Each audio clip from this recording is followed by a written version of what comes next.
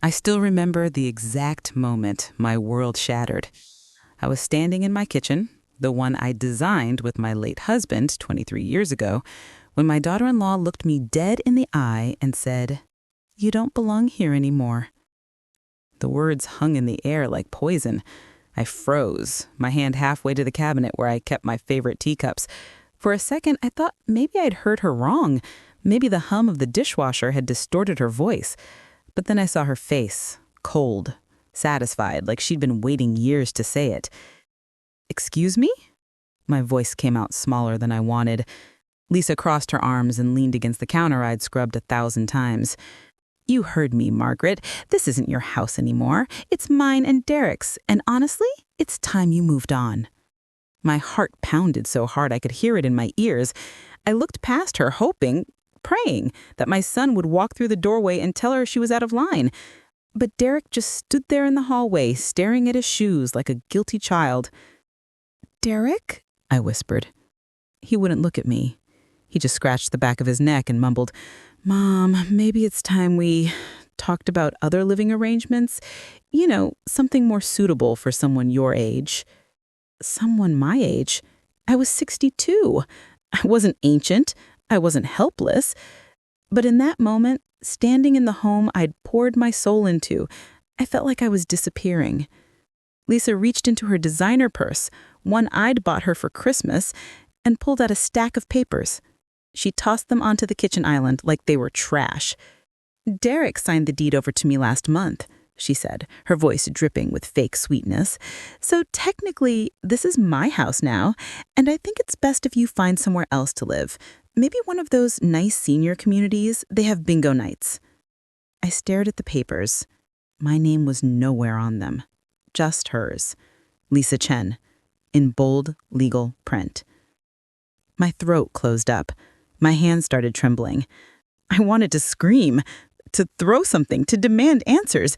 But all I could do was stand there, feeling my entire life crumble beneath my feet. "I built this house. I paid for it. Every single brick. Every window. That was a long time ago, Margaret. Things change. People move on. You should too." I looked at my son again. His eyes were still glued to the floor. He wouldn't fight for me. He wouldn't even look at me. That's when I realized I was alone.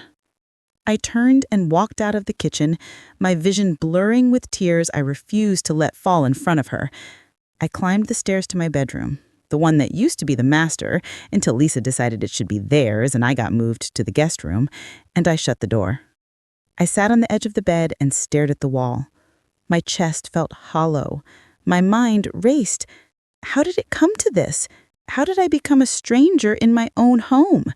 But then, as the shock began to fade, something else crept in. Something colder, sharper. Little did she know, the house wasn't the only thing I still had control over. I didn't always live in that house. There was a time when Derek and I lived in a tiny 2-bedroom apartment on the edge of town, where the walls were so thin you could hear the neighbors sneeze. But we were happy, or at least I told myself we were. My husband, Tom, died when Derek was only 6 weeks old. A drunk driver ran a red light and took him from us in an instant. One moment I was a newlywed with a newborn and a future full of dreams. The next, I was a widow with a baby I had to raise alone. I remember holding Derek that first night after the funeral, rocking him in the dark while he cried. I whispered promises to him through my tears. I promised him he'd have everything. I promised him he'd never feel the loss I felt. I promised him I'd build a life for us, no matter what it took. And I did. I worked 2 jobs for years. I was a receptionist at a law firm during the day and a waitress at a diner on weekends. I wore the same 3 outfits on rotation. I skipped meals so Derek could have seconds. I didn't date, didn't go out, didn't do anything that wasn't about giving my son the best life I could manage. When Derek turned 8, I started saving for a house. Every spare dollar went into a jar I kept hidden in the back of my closet.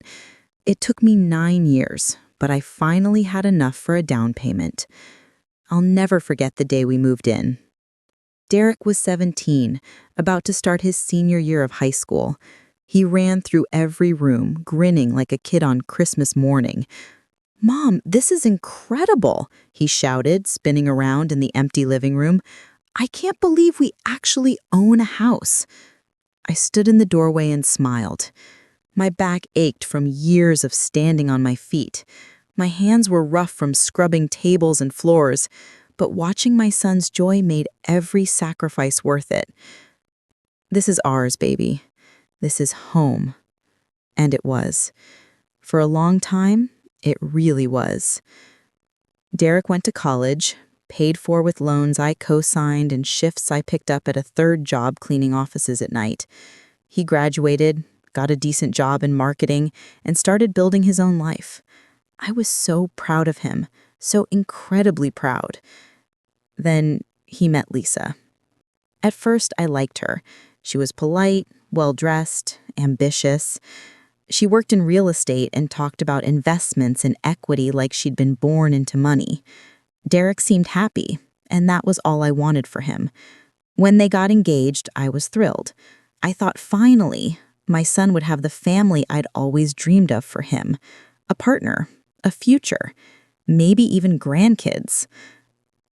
Lisa moved into the house 6 months before the wedding. I didn't mind. The house was big enough for all of us, and I liked the idea of getting to know my future daughter-in-law better.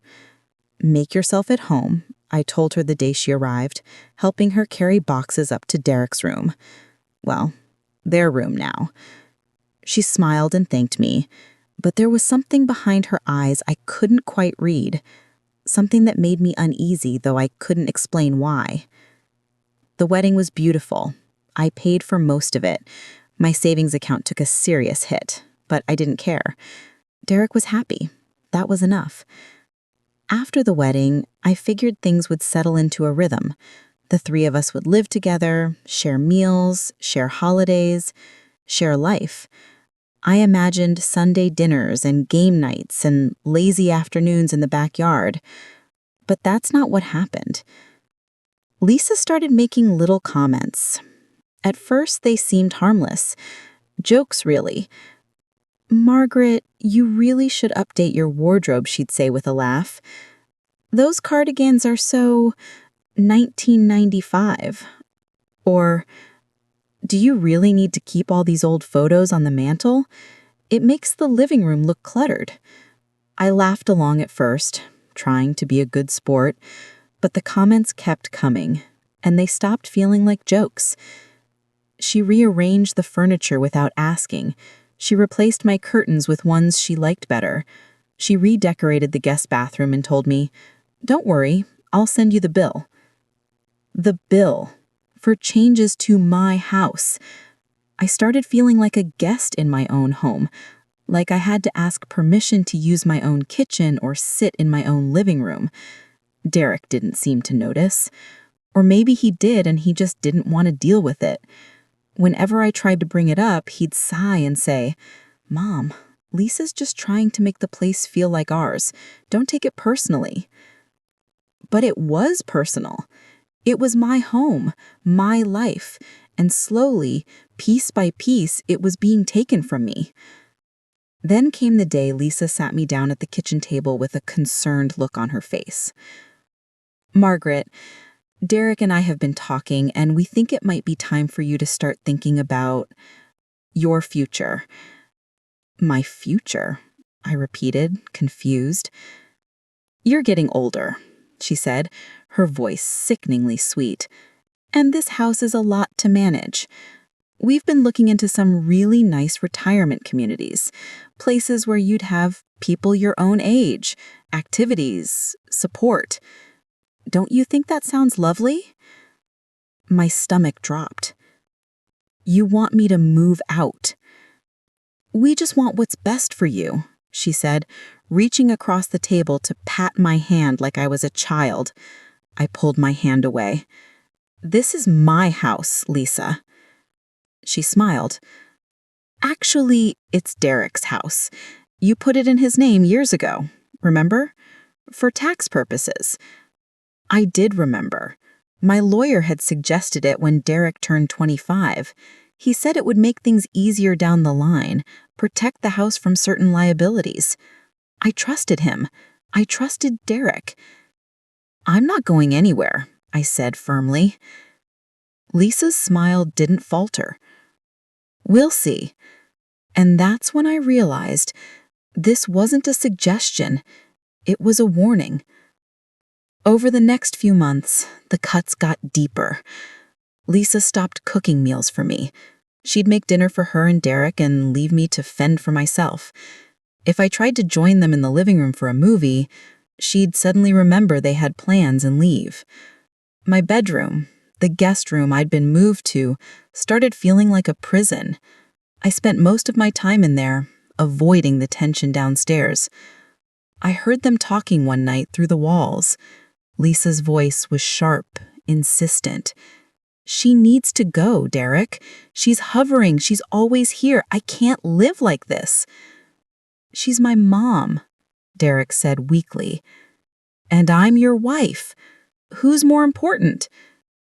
Silence. My heart broke in that silence.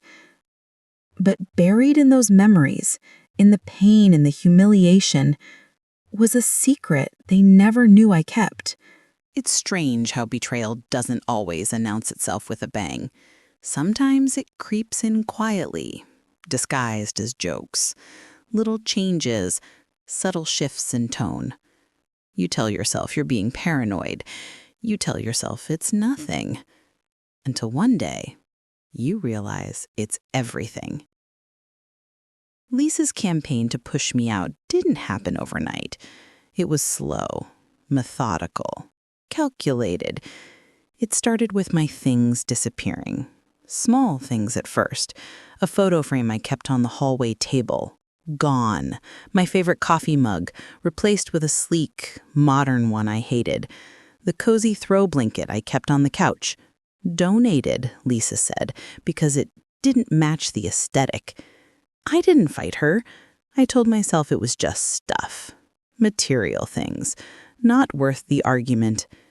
But then, my space started shrinking. One afternoon, I came home from the grocery store to find Lisa redecorating the guest room. My room. "Oh, hey, Margaret," she said cheerfully, holding up paint swatches. "I'm thinking of turning this into a home office. You don't mind, right? You can move your things to the basement."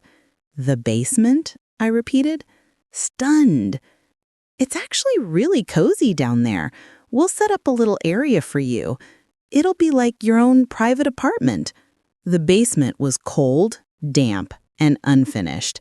It smelled like mildew.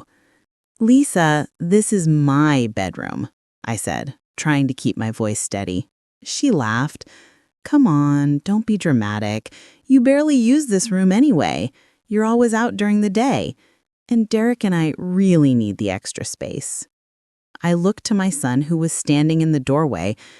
"Derek?" I said, desperate for him to say something, anything. He shrugged. "Mom, it's not that big of a deal. The basement's not that bad. We can clean it up." That's when I knew. He wasn't going to stand up for me. He was going to let her do whatever she wanted. I moved my things to the basement that weekend. I didn't cry. I didn't argue. I just packed my life into boxes and carried them down the narrow stairs, one trip at a time. Lisa didn't help. She was too busy picking out a desk for her new office. The basement became my world. I set up a small bed in the corner, hung a curtain for privacy, and tried to make it livable. But every time I walked up those stairs and saw Lisa sitting in my house, in my kitchen, in my life, I felt like a ghost. Then came the holidays. Thanksgiving was the first test. I spent the entire week preparing. I bought the turkey, made the stuffing, baked 3 pies from scratch. I wanted it to be perfect. I wanted to feel like I still had a place in this family. The morning of Thanksgiving, I woke up early and started cooking. The kitchen smelled like butter and cinnamon and rosemary. It smelled like home. Lisa came downstairs around 10, still in her silk robe, and wrinkled her nose. "What's all this?" she asked. "Thanksgiving dinner," I said, smiling. "I'm making all of Derek's favorites." She laughed. "Oh, Margaret, didn't Derek tell you? We're going to my parents' house this year." My heart sank. "What?" "Yeah, they invited us weeks ago. I thought Derek mentioned it." He hadn't. "But I've been cooking all morning," I said quietly. Lisa shrugged. "Well, you can still eat it or freeze it, I guess. We're leaving at noon." She turned and walked away, her coffee cup in hand, leaving me standing alone in a kitchen full of food no one was going to eat. I spent Thanksgiving by myself, eating reheated turkey in the basement while my son celebrated with his wife's family. Christmas was worse. Lisa hosted a party. She invited all her friends, her coworkers, people I'd never met.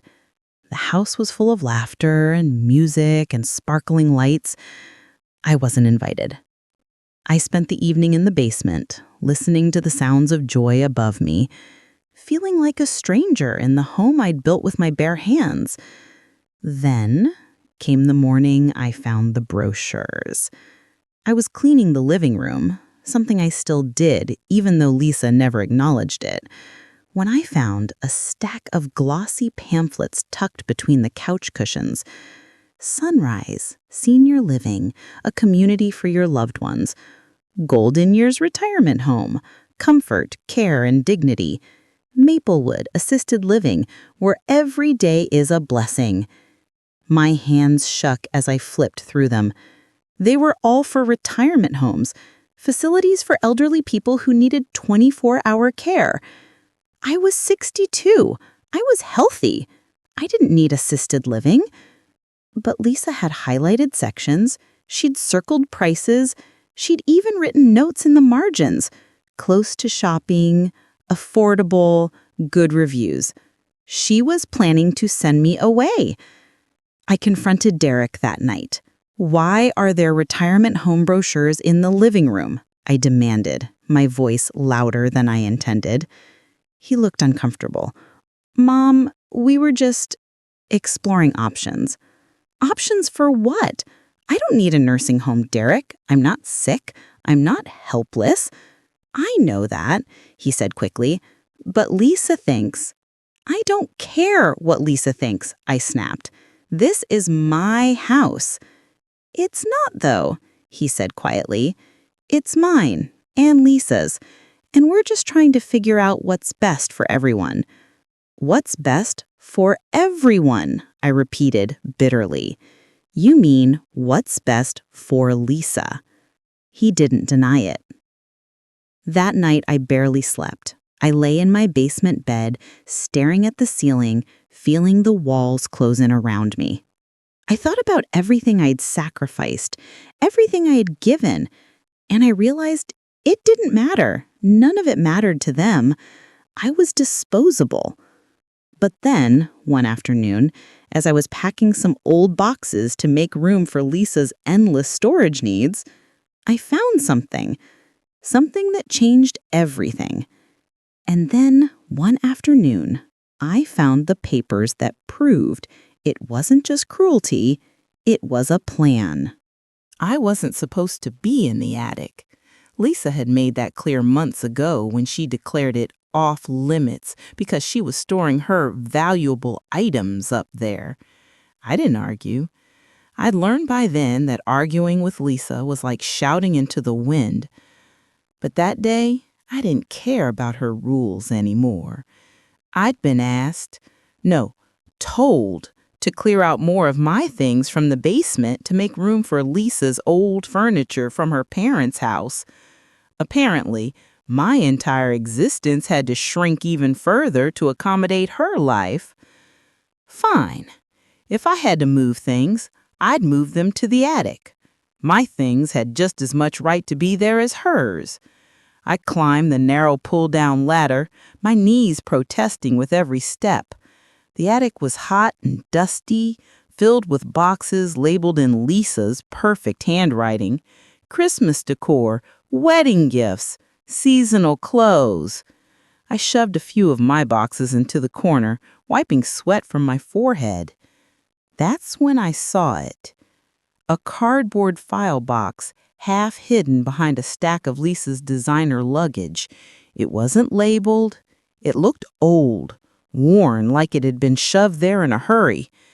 Curiosity pulled me toward it. I shouldn't have opened it, I knew that, but something in my gut told me I needed to. I lifted the lid. Inside were papers, lots of them. Bank statements, legal documents, printed emails. My heart started to race as I pulled the first sheet out and read it. It was a bank statement for an account I didn't recognize, but my name was on it. My name. I flipped through more pages, my hands trembling.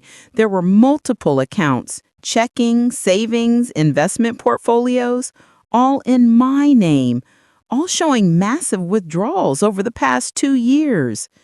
Withdrawals I never made. My stomach twisted. I kept digging. There were forged signatures, documents I'd never seen before, with my name signed and handwriting that wasn't quite mine. Close, but not perfect. Someone had been stealing from me. Then I found the emails. Printed conversations between Lisa and someone named Victor Huang. I didn't recognize the name at first, but as I read, I realized who he was. Her boss. The emails weren't professional.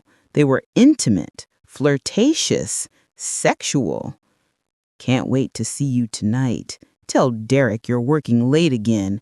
V. He doesn't suspect a thing, and Margaret is too clueless to notice. We're so close, babe. Just a little longer. L. Once the house is fully in your name, we can move forward with the plan. Then you're free. We're free. V. I read that line 3 times, my vision blurring. The plan. This wasn't just cruelty. This wasn't just the daughter-in-law who didn't like me. This was theft, fraud, a calculated scheme to take everything I had and throw me away like garbage. I kept reading, my heart pounding so hard I thought it might burst. Then I found another document, a will, my will, except I'd never written a will. But there it was, on legal paper, with my forged signature at the bottom. It left everything to Lisa. The house, my savings, my life insurance policy, everything. If I died, or if I was declared mentally incompetent, it would all go to her. My hands stopped shaking. They went completely still. I sat there in the suffocating heat of the attic, surrounded by evidence of the most intimate betrayal I'd ever experienced, and something inside me shifted. The sadness was gone. The hurt was gone. All that was left was ice-cold rage. I carefully took photos of every single document with my phone, every bank statement, every email, every forged signature. I made sure the images were clear, legible, undeniable. Then I put everything back exactly as I'd found it. I climbed down the attic ladder, folded it back up, and walked down to the basement. I sat on my bed and stared at the photos on my phone. For the first time in months, I smiled. She wanted me gone? Fine. But she was about to learn what happens when you corner a mother who has nothing left to lose. I didn't rush. That was the key. Revenge is a dish best served cold, and I was about to serve a 5-course meal. For 2 weeks, I played the role of the defeated old woman. I kept my head down. I stayed quiet. I let Lisa think she'd won. She got bolder. She started referring to the house as hers in front of me. She made comments about how much easier things would be once I was settled somewhere more appropriate.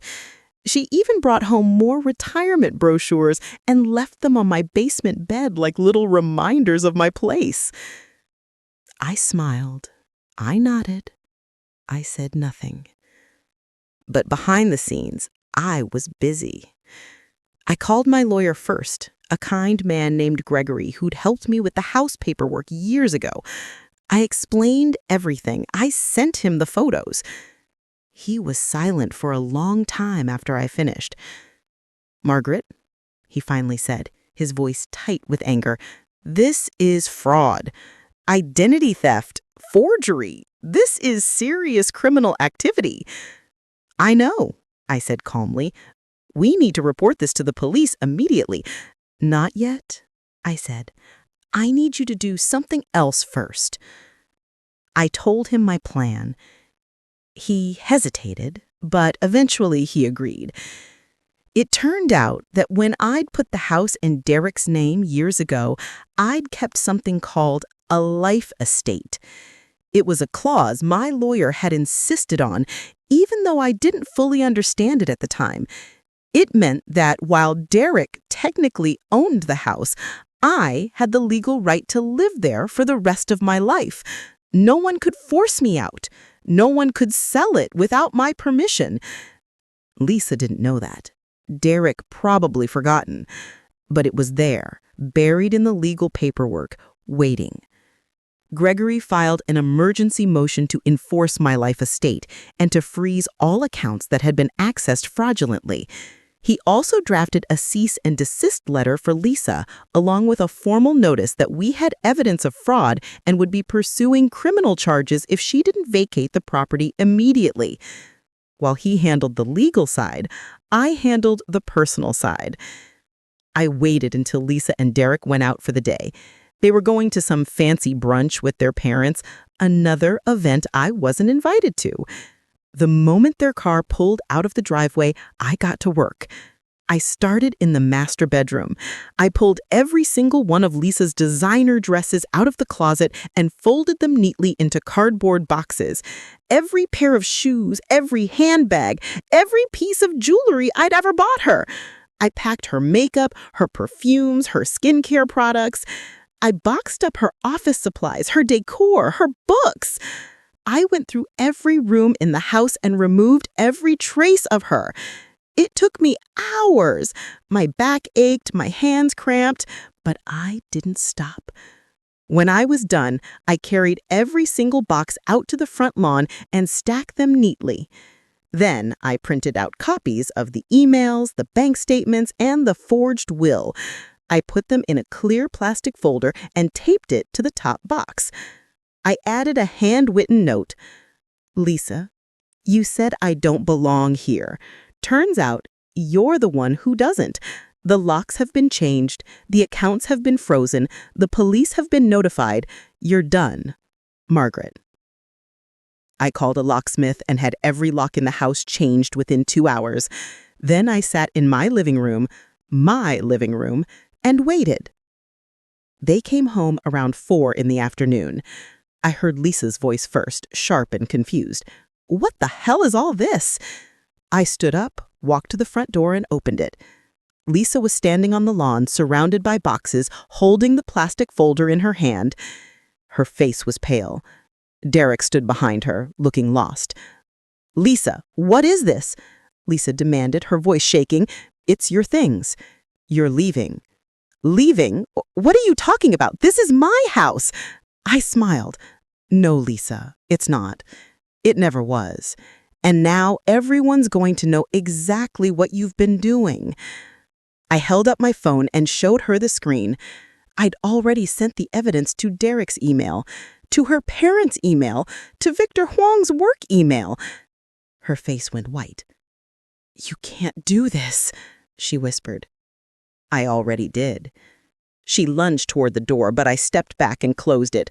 The new lock clicked into place. She screamed and pounded on the door. "Derek, do something!" But Derek just stood there, staring at the folder in her hands, reading the emails, the bank statements, the proof of everything she'd done. Derek?" She looked up at her face blank. Then he turned and walked away. She screamed and begged and cried, but the door stayed closed, just like her heart had been to me. For 3 days, I didn't hear from Derek. The house was silent, peaceful, mine again. I spent those days reclaiming my space. I moved my things back upstairs, room by room.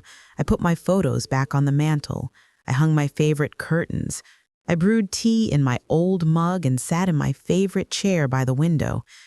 It felt like breathing again after being underwater for years. Lisa was gone. According to Gregory, she checked into a hotel and hired a lawyer, but there wasn't much she could do. The evidence was overwhelming. The police were building a case for fraud and identity theft. Her affair with Victor had been exposed. His wife had filed for divorce within 48 hours. Her perfect life had crumbled. I didn't feel guilty. I felt free. But Derek? Derek was a different story.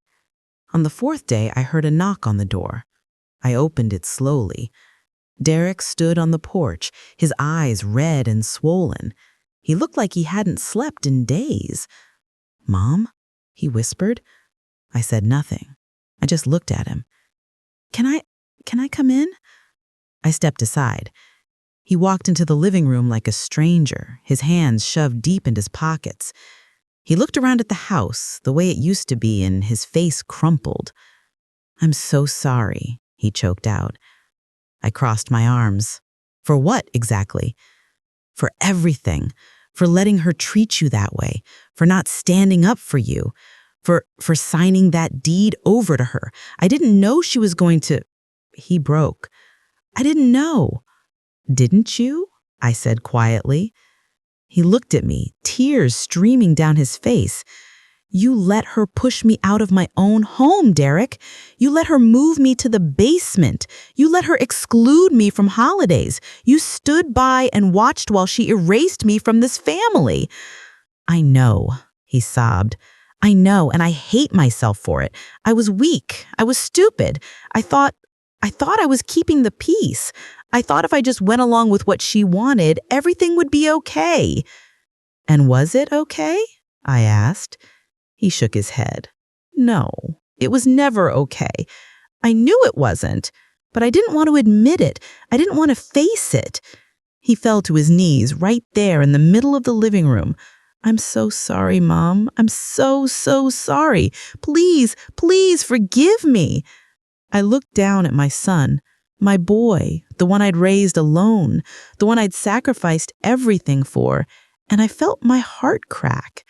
But I didn't reach for him. Not yet. "You broke my heart, Derek. You chose her over me, over the woman who gave up everything to give you a life." "I know," he whispered. "Do you? Do you really understand what you did to me?" He nodded, his whole body shaking. I took a breath. "I forgive you, Derek, but things are different now. I'm different now."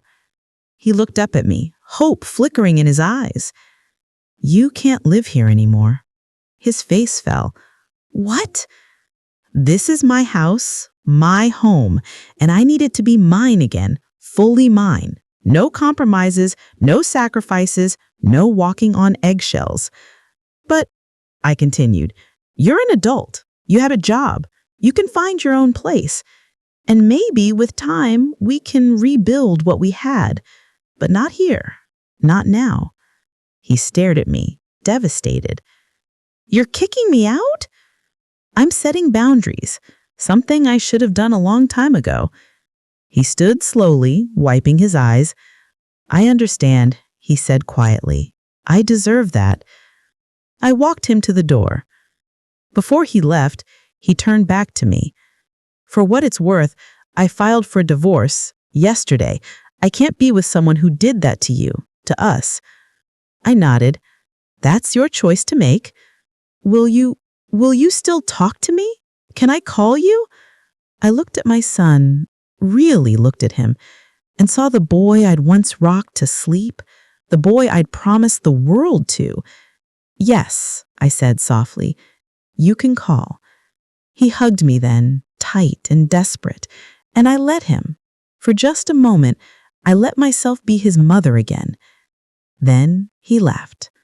I closed the door and stood in the quiet house. It felt lighter somehow, like a weight I'd been carrying for years had finally lifted. I walked to the kitchen, made myself a cup of tea, and sat down at the table. The house was mine. My life was mine. And for the first time in a long time, I smiled. Some losses hurt forever, but some victories heal even deeper wounds. I sit in the same kitchen where Lisa once told me I didn't belong, sipping tea from my husband's old cup, and I smile. It's been 6 months since that day. 6 months since I reclaimed my home, my dignity, my life. Lisa's facing criminal charges. The investigation is ongoing, but Gregory says the evidence is airtight. She'll likely spend time in prison, and even if she doesn't, her reputation is destroyed. Victor lost his job. His wife took everything in the divorce. Karma, it turns out, is very real. Derek calls me every week. We meet for coffee sometimes. It's awkward, and it probably will be for a while, but we're trying. He's in therapy now, working through the guilt and the manipulation he allowed himself to fall into. He's learning to stand on his own 2 feet. I'm proud of him for that. But I don't need him anymore. Not the way I used to. I've learned something these past few months, something I wish I'd understood years ago. Blood doesn't always mean family, and love shouldn't cost you your dignity. For so long, I believed that being a good mother meant sacrificing everything, my dreams, my needs, my sense of self. I thought that's what love looked like. But real love doesn't ask you to disappear. Real love doesn't push you into the shadows. Real love doesn't make you feel small.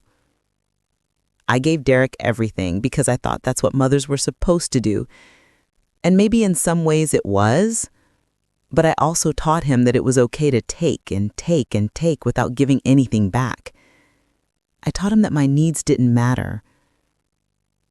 I won't make that mistake again. These days, I spend my time doing things I never had time for before. I joined a book club. I started taking painting classes at the community center. I reconnected with old friends I'd lost touch with over the years. I travel now, too. Small trips, nothing fancy. But I go where I want, when I want, and I don't ask anyone's permission. The house feels different now. It feels like mine in a way it never did before. Every room holds memories of Tom, of Derek's childhood, of the life I built with love and sacrifice. But it also holds something new. It holds me, the woman I am now, stronger, wiser, unshakable. People ask me sometimes if I regret what I did, if I regret exposing Lisa, kicking Derek out, choosing myself over keeping the peace. I don't. Not even a little. Because the truth is, I spent decades putting everyone else first. I spent decades shrinking myself to make room for other people's comfort. And where did that get me? A basement bedroom and a daughter-in-law who wanted me dead or gone. Never again. If you're watching this and someone in your life is trying to push you out of your own story, whether it's a family member, a partner, a friend, listen to me. Stay. Don't let them make you feel like you're too much or too old or too inconvenient. Don't let them erase you. Fight quietly if you have to. Gather your evidence. Protect yourself. And when the time is right, stand your ground. You built your life. You earned your place. Don't let anyone take that from you. And if they try, pack their things instead. I learned that the hard way. But I learned it. Now, I wake up every morning in my own bed, in my own house, living my own life. And I'm happy. Truly, deeply happy. Not because I got revenge, but because I finally chose myself. And that, more than anything, is the greatest victory I could have asked for. So here's my question for you. If someone tried to push you out of your own life, what would you do? Think about it. And if you ever find yourself in my shoes, remember this story. Remember that you have power, you have worth, and you don't have to disappear just because someone wants you to. Stay strong, stay fierce, and never ever let them pack your things. Now, I'd love to know, did you like my story? Which city are you listening from? Drop a comment and let me know. I read every single one. And if this story resonated with you, don't forget to share it. You never know who might need to hear it. Thank you for listening. This is Margaret, signing off.